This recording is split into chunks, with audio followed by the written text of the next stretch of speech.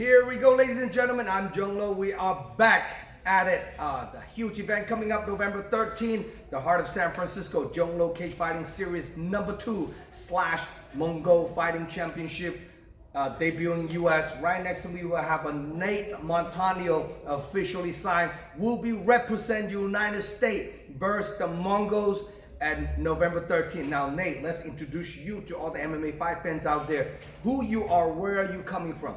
So I'm out of Ukiah, California, and our gym is Mendo Training Center. And we're always excited to come fight for you with these nice co-promotions there at Kezar. Yes, that's awesome. Now, how long have you been involved in martial arts?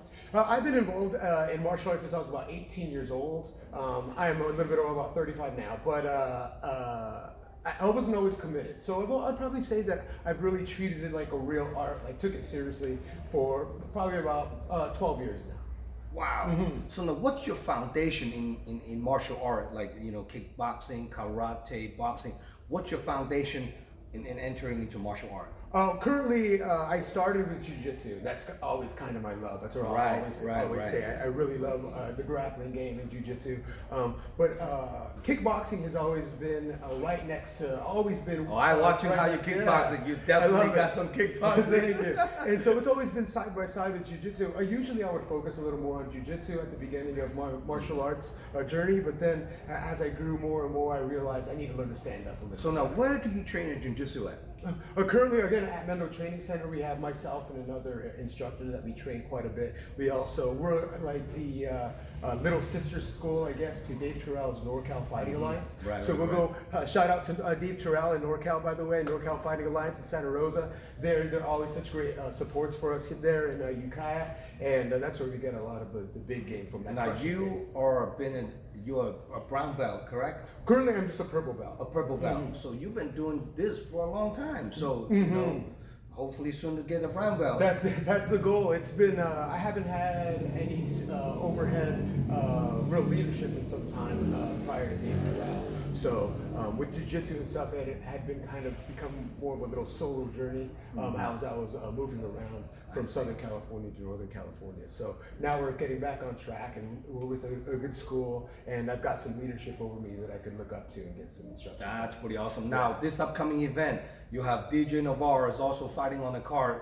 competing against another up-and-comer, Ulysses Molina, and you fought him as well before.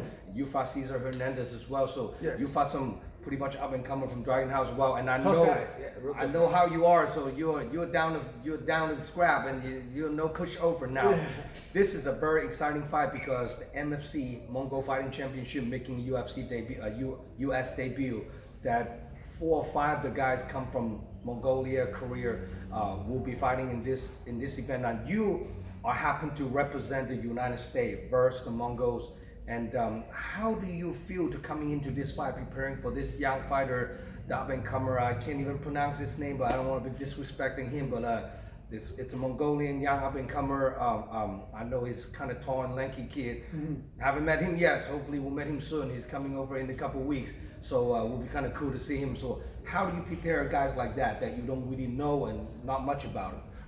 I believe his name is Batar, and he looks like he's actually got some pretty good stand-up game. He seems to have, he's won some championships from what I've seen. He's an avid boxer from what I've seen or what I heard. And so I'm excited to go in there and test myself against a guy with those skills.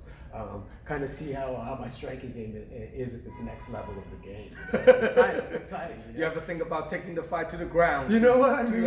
We might have to do that as well. Yes. I mean, I know most of the Northern Mongolians that I know, they're a little bit more like a kickboxing, boxing, you know, and Ulaanbaatar and some of the Mongolian, they're more wrestling style. So this particular person, I think, is a little bit more towards like a striker. You know, it's tall and lanky, like not really sure. I don't really think he will try to take you down because jiu-jitsu is kind of like your bread and butter. Yeah. So, I mean, it's going to be striker versus grappler, but you do have an option if you choose to take it to the ground, that what you're comfortable with. I think that would be awesome. So, how do you prepare? Like, I know you've been fighting for a long time.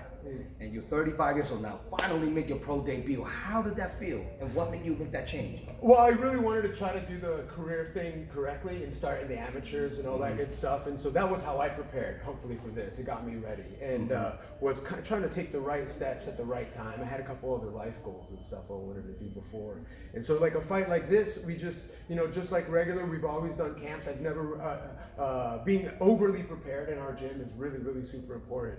That's what we always strive for, and that just means being there on time every day for camps, doing your camps, watching what you're eating, looking at your opponent and learning to analyze and trying to create strategies that will help to work towards your strengths.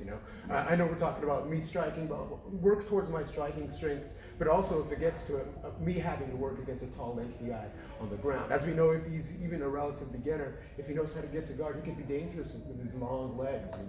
Something to think about, stuff like that. So we try to work all those things out as a team. So now, I know you guys fighting at the bantamweight. What do you walk around weight right now? Typically, I'm about 155, 160. I just like anybody else, I fluctuate. But I try to stay maybe less than 20 pounds above my fighting weight. Well, you've been in around the game for a long time. Truly is the OG, and I can't wait to have you, fighting on this upcoming fight card. Now, let's talk a little bit out of this fight. Does anyone catch your eye that you want to fight at 135 besides this 135? Well, I gotta say, I'd always like to go for Ulysses again. Oh yeah? Yeah, I don't know if you remember the results to that one, but it ended really, really fast. We had a slip fall. Yes. And the ref called it, and even everybody was mad. There was cups being thrown into the ring. I don't know if you remember that. Yeah. And so it ended really, really early, and it wasn't to my advantage. And that was for a belt as well, if I remember correctly. Yes. And so that hurts my feelings quite a bit, actually. Two years ago. Yeah, about 2 years ago. Well, and, after you turn pro debut, make it this win. Yeah, I love that. Maybe I can talk to Ulysses, see he's down to run it back, and then I know he's fighting a real tough guy against DJ Navarro. They're both hungry. They're both coming off, kind of little hiccups, and let's see how that fight is gonna go down. So I'm really looking forward to having you as a hometown favorite, especially like you're gonna bring in the crowd to the event where the guy you're fighting is probably gonna walk out without anyone cheering for him because just due to you're a local guy, he's from another country. So I'm really hoping you can bring a big crowd. Yes. Now, if people want to get a hold of you to buy a ticket watching you fight, how can people contact you? You can contact me on Facebook, Instagram. Also, if you just go through the gym, I'm the guy who answers the phone from the gym. Yes. So you could call the gym. Any way you want, I'll have those tickets waiting for you. And we'll get those seats filled with all those Ukaians ready to support from Mendo County. That's pretty awesome. Yeah. I can't wait. So now, I'm not sure your opponent understands English enough, but like, if he is watching this interview, what do you have to say to him? I just want to say thank you for taking the fight, being willing to fight, and being a warrior out there. You don't get to do these sorts of things without the other guy on the opposite side of the fence. That's true. And I hope he's ready. I'm going to be ready. We're going to put on a good show. This is entertainment after all, and so hopefully we're going to go out there. We're going to put the show on for the fans. That's pretty awesome. Yeah. Well, for more information about this upcoming fight card layout, please check out DragonHouseMMA.com. This event is a live stream pay-per-view, so you cannot make it to the venue. Make sure you guys order your pay-per-view voucher from DragonHouseMMA.com.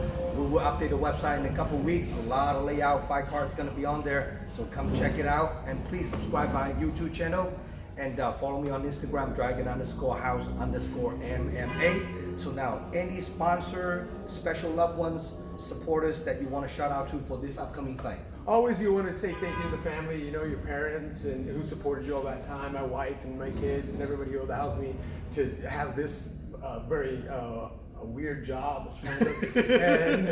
And so all those people, also Ukiah, Mendocino County, everybody there who supports the gym, patronizes the gym, all the patrons of the gym, all the kids who come and train every day, and of course Mendo Training Center, all the adults that go and train, everybody is part of the team. I just want to say thank you, and looking forward to representing with this huge opportunity. How long has the gym been around? So the gym prior to me had been open, I think it's about 13 years. It's gone through a series of owners as a relatively small town, things come and go. And it just so happened I dropped in at the right time. and they needed a little bit of management. And I had just moved to town and was looking for a place to train, and it was just everything was serendipitous and it worked out. And how long have you been taking over the leadership? I've been the leadership at the gym, or took it over fully for about 3 years now. Oh, wow. So well, it's a big job.